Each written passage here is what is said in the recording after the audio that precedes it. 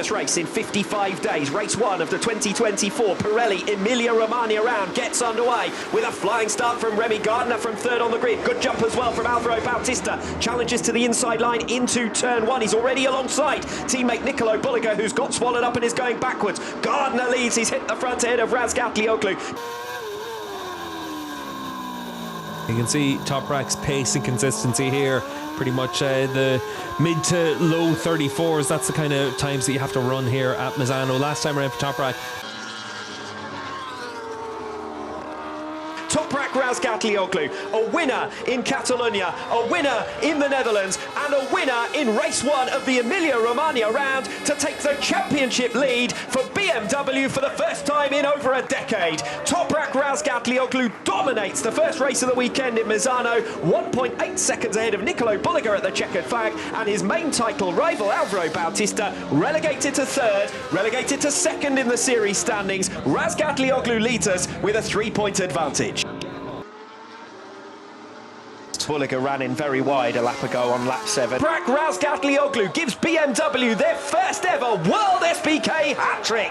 Razgatlioglu extends his series lead with another race win and more celebrations for the Turkish star. 6 wins in 12 races. He's equalled BMW's best total in a single season, and it's his first hat-trick in almost 2 years. A weekend that BMW and Razgatlioglu will remember. Before the race, I say that this is my target, 3 wins this weekend. Finally, I did. Thank you very much for my team, because incredible job this weekend. Especially today, we are improved the bike, and I feeling on the bike more relaxed. There's that replay once again of Toprak's wing getting taken off, and there's the extent of the damage. Razgatlioglu's pace of 40.9 last time around. He's not hanging around. He's only 1/10 of a second off the fastest lap of the race. Razgatlioglu wide at the end of lap number 6. Alex Lowe's not quite close enough though to capitalise. Remains behind him, but less than 1/10 of a second behind him. Meanwhile, Alvaro Bautista, who's been strong through the final sector all weekend long, sets another new personal best lap of 1 minute 41.168, and he might get an opportunity here to pass Alex Lowe's. Lowe's and Razgatlioglu once again coming to blows at the head of the field. This will give Razgatlioglu a little bit of breathing room.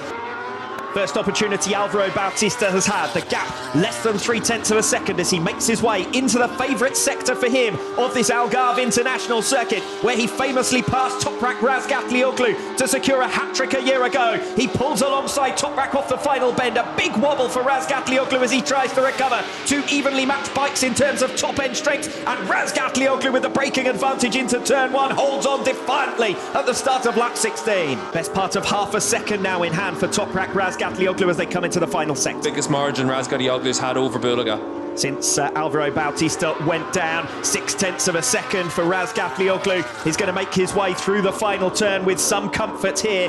You can take a wing from Toprak Razgatlioglu, but you can't take a win from Toprak. It's 4 rounds unbeaten as Razgatlioglu extends his winning run by the narrowest of margins, less than 1/10 of a second over Nicolo Bulliger at the checkered flag.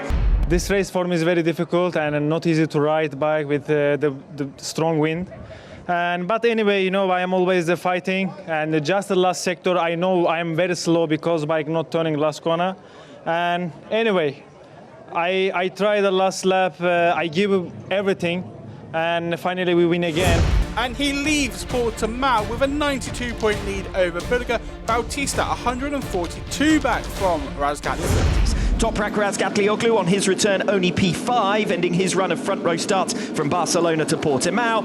2024 Tissot Aragon Round gets underway. Not the best of starts there from Alvaro Bautista. Nicolo Bulliger with the whole shot, but Andrea Iannone sends it from way back on the inside in towards turn 1. Toprak Razgatlioglu's already made the place up on Danilo Petrucci. He's through on Alvaro Bautista as well for 3rd place on the long back straights here in Motul Aragon, and this is where Toprak Razgatlioglu can put himself up into the podium positions as they come in towards turn 16 for the first time. Heavy braking zone, and Razgatlioglu is indeed through. Andrea Locatelli back to the inside line, covers off that 4th position against Alex Lowe. So your new order, Iannone leads from Petrucci, from Razgatlioglu, now up ahead of Andrea Locatelli. Iannone though has broken far enough away. Toprak Razgatlioglu meanwhile using his speciality on the brakes to get through on Danilo Petrucci. Might run a little bit wide midway through turn 16 and 17. Petrucci can't recover. Meanwhile further the back. Alvaro Bautista up into 5th position now, ahead of Andrea Locatelli. So Bautista starting to make his progress, but all the while, Toprak Razgatlioglu getting closer and closer to top spots.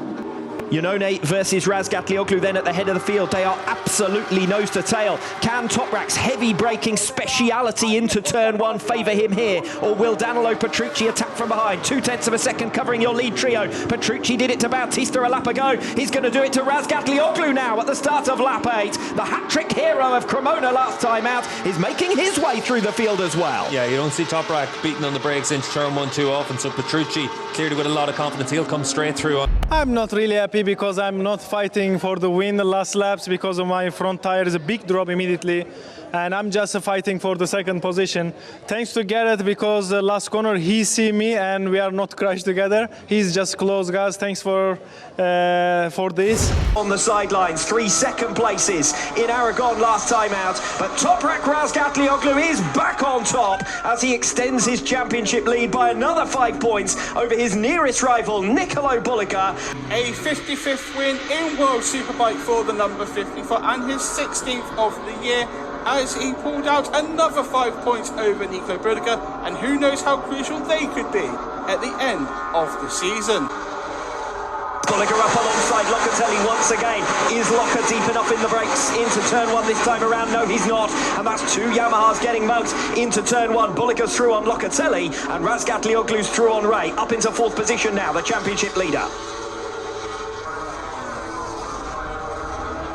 Bautista versus Bullica at the head of the field. Here goes Razgatlioglu on Locatelli. Bullica not close enough to challenge Bautista into turn 1. Locatelli working as hard as he can into that first bend, but Toprak is through nonetheless and back onto the tail of the Aruba IT Ducatis ahead of him. It's really important for Razgatlioglu to get the bike to work well in that last corner. That's where he struggled in the Superpole race compared to Bullica, beating on the run to the line. His bike is changing direction very well in the slower corners, not so much once you're on the angle like this all the way around. He just seems to get pushed wide a little bit through this section, but in the middle of the lap, Toprak is very strong. Lecuona through on Ray. You could a real overtaking opportunity there, but he has set himself up for an attack into turn 6. Bautista holds the position for the moment, but he goes deep, and Razgatlioglu has the tighter line, and Toprak Razgatlioglu leads race 2 here in Estoril. The championship fight will go to Jerez, mathematically at least, but with Razgatlioglu on top by a 46-point margin as he wins 2 out of 3 in the Estoril round for 2024. No title decided at Estoril in the end, but victory for Razgatlioglu gives him a 46-point lead heading into Jerez, and you might say he'll be skipping his way there with such an advantage. First, I say I'm very happy because the FIM Superbike race is a little bit bad luck because I lose the almost a checkered flag. But anyway, we did an incredible job this weekend, and finally we did again win. He resisted Bullica's pressure throughout the race before they teamed up in pit lane to complete a burnout to mark the end of an incredible 2024 season. Today I'm very happy because Mikey also did the podium. This is the dream for Mikey and for me this year especially. And thanks to my team, everyone working very hard, especially for the race 2. We are changed to the big setup, and finally we did win again. Razgatlioglu ending the year with his 18th win of the season and his 142nd podium, 27 of which have come this year.